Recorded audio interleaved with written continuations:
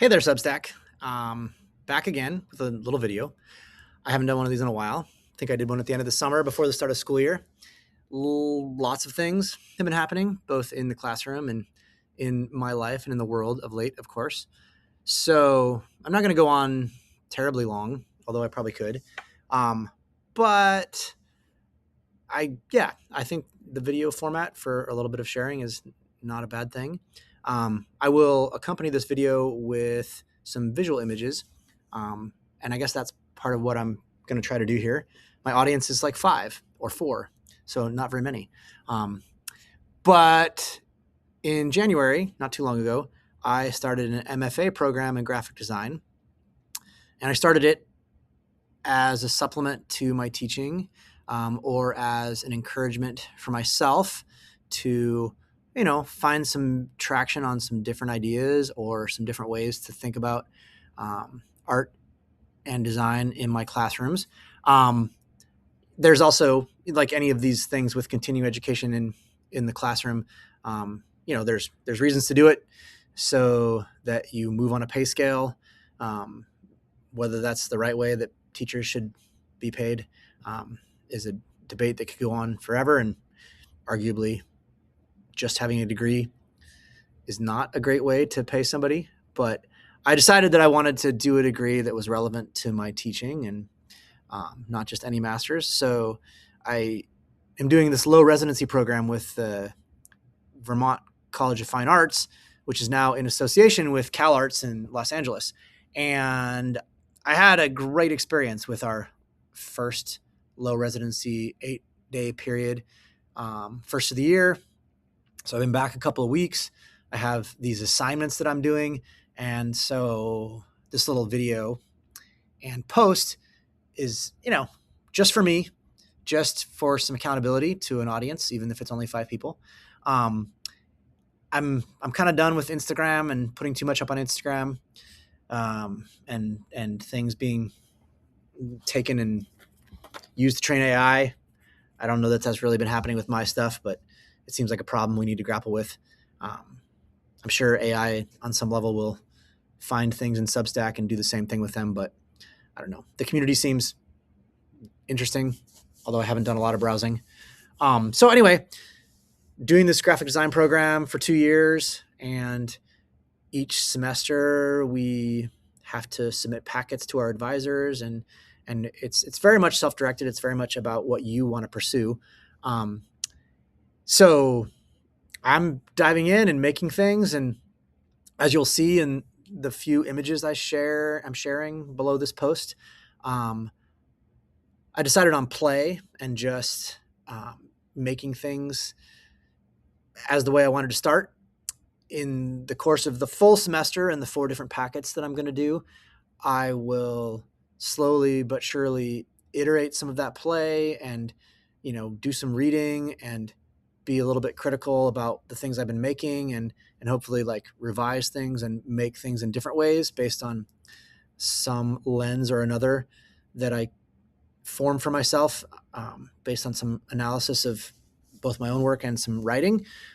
Already it's been interesting to bring into the classroom, and like a lot of ideas just coming and going that are coming from other places, not just from me being a teacher standing in front of a group of high school students or junior high students or 6th graders, as it might be this year.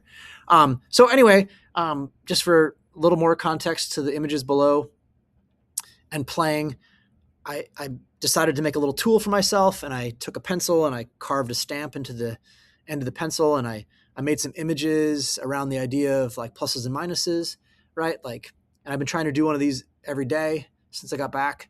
I haven't succeeded in that completely, but that's fine, right? Like I'm not going to make a brand new thing every single day, but I'm aspiring to such.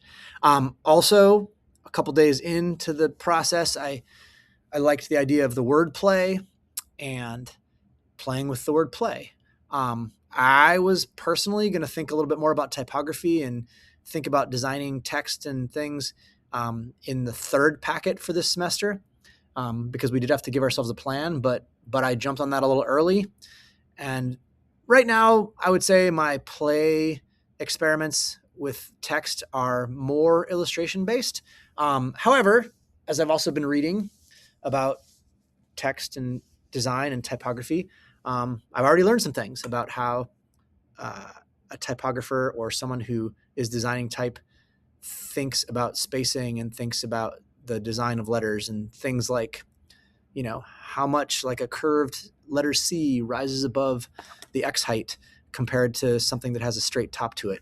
And that's a little mumbo jumbo for anybody that's not aware of type and typography, but it was news to me, right? I've been doing some sort of design for a long time, but there's a lot that I have to learn. So, and last but not least, I'm making some small stories and some small books. Like narrative aspects of design are interesting to me, and also trying to grapple with like what's doable in a month's worth of time when I'm teaching full time, and like making something in the evenings and walking the dog and having like a little bit of a social life or hanging out with my wife. So there's a lot, right? It's kind of interesting to manage all that. But I was pleasantly surprised in the pursuit of coming up with things that were simple and short and sweet. Last weekend, I did a little series of this thumbprints in an accordion fold book.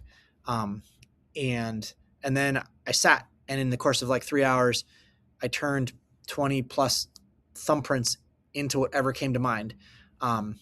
What's coming to mind a lot lately, as you will see or have seen in the posts previous to this, are all of the things happening with ICE in this world and the like wayward instincts of our government and the frankly just mean-spirited and illegal actions that are taking place against immigrants and immigration in this country, where people are here to aspire to good things. And it's like rocking the foundations of what my understandings are and beliefs are about what is supposed to happen in the United States of America.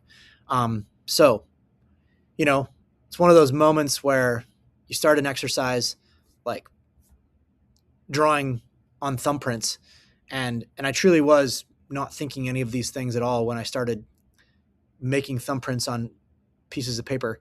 And you'll see in the few items that I include below that my thumbprint designs were very random at first. I drew a whale, I drew a person and a brain, and then I drew a lake with some trees around it, and it made me think of Minneapolis and everything that happened in Minneapolis on the weekend prior.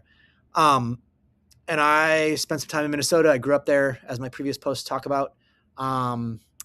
And one thing led to another, with the thumbprints becoming faces and the thumbprints metaphorically becoming like a fist, like, punching a snowman. And I guess the metaphor is in that action, and that the snowman is representing like a thing happening in Minnesota, in this place of winter.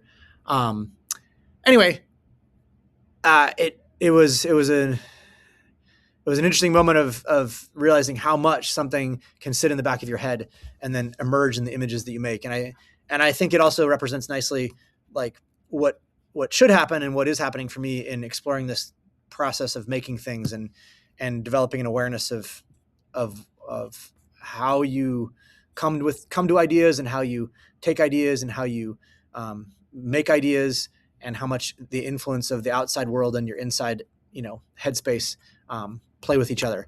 I know what I did with my little series of thumbprints is not perfect, and that, the editorial brain and having some critical thinking, I could go back and I can improve it in terms of a narrative and in terms of like an impact that it might have, in terms of being a series of images that actually say something.